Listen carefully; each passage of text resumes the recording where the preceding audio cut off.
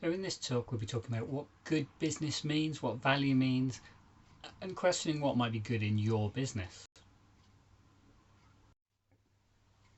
So let's consider a framework for good. What I've done is start with ethics. Ethics is what is good. Ethics asks what is good and gets deep into the idea of what is and is not good. Morals asks what we ought to do to be good.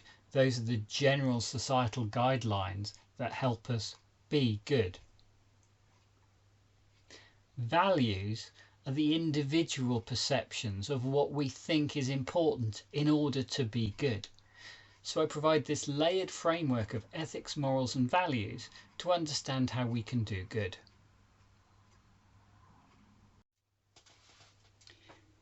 Values and value are related. As applied to the individual personally, culturally and ethically, values are held by an individual. They'll feel personal to us. Values govern your actions and influence what you value. It can be also thought of as a description of something, a person, an idea, a product or activity. You think about the way you use the term value. The image there is created by DALL-E using a prompt I generated from ChatGPT asking what is value, and it created this treasure chest, which is very much this perception of value being monetary worth. We're going to focus on this second descriptor about what value might mean. So what does value mean? Now all these things may be thought of as valuable, as having value. You know, they're my feet on holiday, a Tiffany ring, friendship, family, children. That's a Cartier tank watch. The value interpretations of each could be monetary worth or very different meanings of what value is. Conceptually though, value is some measure of what is good. Value is perceptual. What is fundamentally good may be a fixed construct, but the value of how good changes because it's our perception and it changes with our context and with new information. So value is constantly redetermined in context. So a pair of Wellington boots or a high-heeled shoe, the value of that depends on what you're trying to achieve. Likewise, the electric car or the four-wheel drive car, again, you're trying to get across a muddy field or you're trying to drive somewhere efficiently and effectively. So with new information, the value of how we perceive something changes. Now, authenticity reflects the truth of goodness. Authenticity means to be true to oneself. It's the coherence of action in relation to identity. It's matching rhetoric with action. Schematic authenticity is about conformance to expectation. It's creating the perception that I'm doing the right thing, though it may border on the inauthentic. Emblematic authenticity is this congruence between what I do and what I say. It's being genuine in my actions. So CSR, corporate social responsibility, are reports that cover the good a company does, but an effective CSR report may only be schematically authentic. It's conforming to social norms, but doesn't necessarily reflect intent or belief. CSR has been seen as an insurance-like activity. It evidences good character if an organisation's been found to behave badly. And Porter and Kramer developed shared value, which demands this nexus exists between firm benefit and their good works. It continues Levitt's work, where he was demanding that it's got to make economic sense if you're doing something good, otherwise you shouldn't do it.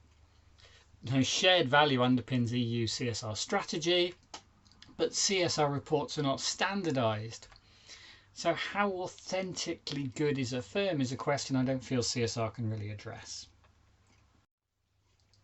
What we can do is use business models. Now, simply put, business models look at value. Value starts with the production of the value proposition. Then value is realised in use and in context by the client, the customer.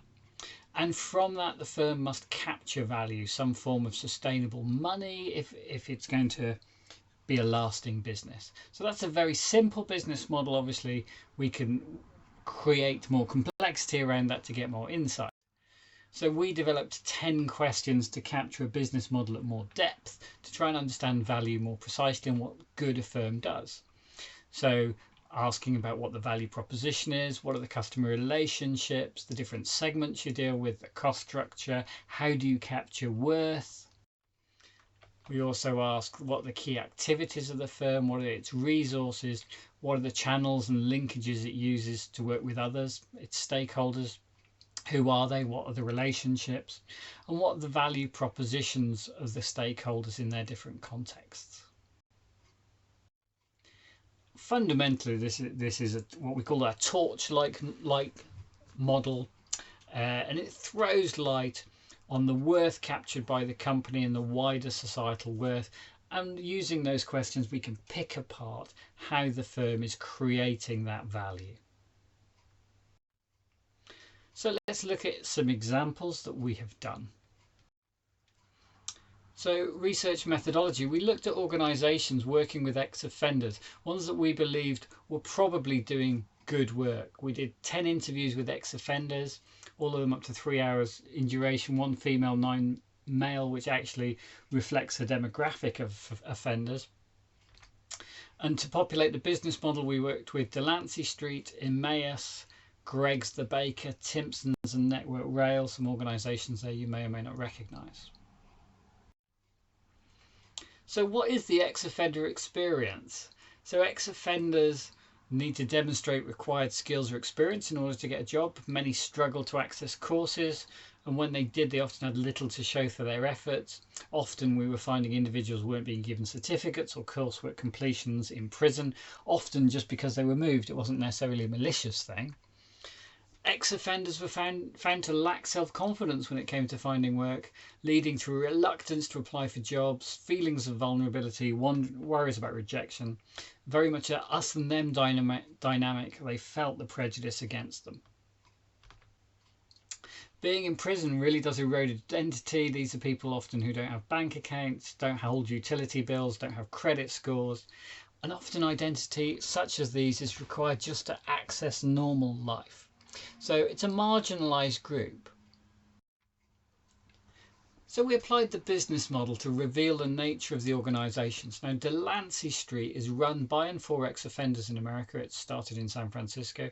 It provides accommodation, education, training and employment. They have a teach one, then teach another model of shared learning.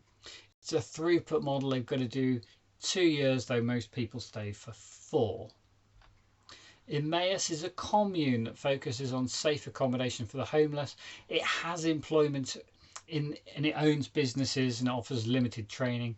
It doesn't have a throughput model, but there is limited space. Timpsons and Greggs are high street stores that positively seek to employ ex-offenders. They provide training, and Timpson actually has in-prison facilities to train people. They seek to provide employment from the moment of release in one of their stores. Network Rail, they provide training, CV, skills workshops, and they also have rail working skills. They don't employ anyone directly, but they arrange employment with rail network companies upon release of these people that they have skilled. They actually provide rail skills in prison. In Cardiff Prison, they built some railway track for people to work on. So these are firms who have very different value propositions. Network Rail is about education and training and help to get employment. Timpson's, again, education and training, help to get accommodation slightly, but mostly it's about employment. Greggs the Baker, education and training and employment. Emmaus, more towards accommodation and employment. Delancey Street, it's a full offer. The organisations studied have very diverse structured. Network Rail is a state-owned business. Greggs is a public limited company. Timpsons is a private family-owned business. Emmaus, it's a strange one. It's a grouping that links together communes, where each is an independent charity governed by a local board of trustees. And Delancey Street Foundation, it's a tax-exempt non-profit firm in the US. Now, the funding is diverse. Network Rail for this activity relies on grants from government. It's self-funded in terms of the CV workshops it runs. Timpsons and Greggs treat this ex-offender work as part of core business activity. Emmaus has a retail business and draws housing benefit for the people it houses. Delancey Street Foundation is self-funded again by its retail and its services. None of the organisations wanted to be reliant on government funding or any grants. Mimi Silbert, who's director of Delancey Street, said government money changes its mind all the time, and I thought that was interesting. None of the other organisations wanted government money. So let's look at the value. So the primary worth, again, all of them was really about meaningful work. The others that provided accommodation, about stable home, but again, a lot of them providing stability. The financial work for most of them was about business activities, not grants or income from government. Now, the ex-offender specific KPIs, none of them really had any ex-offender specific KPIs. They all tried to wrap things into core business. The only one that had a little bit was Emmaus, and that was about where did our people go when they leave us. So let's look at worth and development. The primary worth was based on what is ethical, guided by morals, and speaks to values. Every organisation was doing that. All had a majority financial work from associated business. All operations benefit business and the individual, so they meet the criteria for shared value. None of the organisations collected KPIs or metrics specifically on their ex-offenders. The interviews perceived KPIs created a false narrative that misdirected behaviour. They were looking at embedding these people in their businesses. They were establishing a culture where best outcome from the client is the goal that negates the need for KPIs. The government funding and KPIs were seen as linked and disruptive to culture. A passionate individual leader was identified by all organisations who embodied the cause. In each organisation, an individual or two was frequently named or cited as the inspiration for this work. These individuals all led by example and set the culture through sharing their values. Now, the financial resilience is important for any firm. We did analysis of 20 live and 20 failed charities in support of some of the research. And what we found was grant income as a share of total income is very high in failed charities. Activity costs cover staff income in successful charities. Successful charities have sufficient assets to cover basic staff costs for 4 years. Charities are fundamentally first a business. So those who are trustees may want to look at this work further, particularly for your organisations, look at these ratios. So what have we done? What's our conclusion? Well, CSR shared value do not meaningfully consider good ethics, morals and values. Neither do they consider or guarantee any authenticity in the actions of the organisation. We can use a business model to illustrate the nexus of contracts between the good activities of the firm, the authenticity of the actions of the firm, and the valuable human resource provided by ex-offenders. The value propositions reveal foundational differences between the organisations.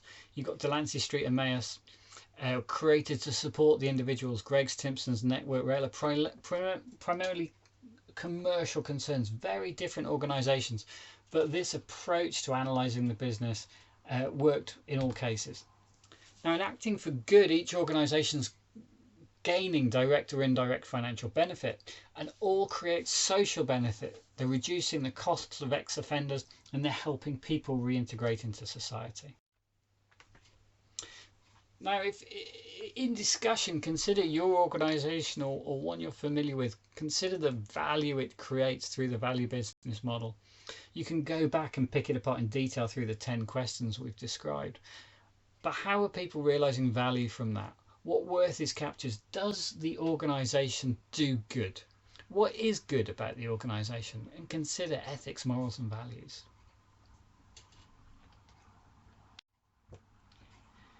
Values are like fingerprints. Nobody's are the same, but you leave them all over everything you do. I was looking for a quote, just something to put up to end this, and that's actually Elvis Presley, and I quite like that.